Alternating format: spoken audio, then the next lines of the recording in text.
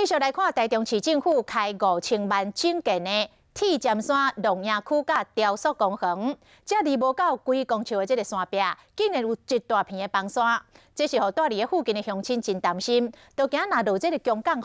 恐惊崩山的范围又搁来扩大，安尼就危险咯。 新起好的台中铁尖山雕塑公园风景真水，也毋过设一个角度看，离人行步道较无几公尺的所在已经崩去啊。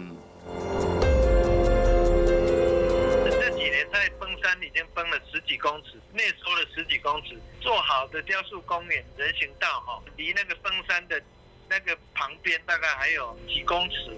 台中市政府开5000万起好的龙营区甲雕塑公园。 到假日的时，拢有真侪游客来耍，不过大家拢无注意到边啊有一个90公尺深的崩坎，现在拄着落大雨，有可能会愈崩愈大。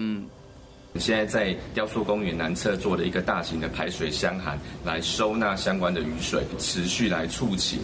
东势林管处来持续编列经费来做相关的一个边坡整治。 市政府讲，排水工程已经接近完工，而且经过今年风台季节，不管是灌梁，还是用来固定山壁的石膏，拢无歹去，所以种树仔甲草仔，避免山壁继续崩。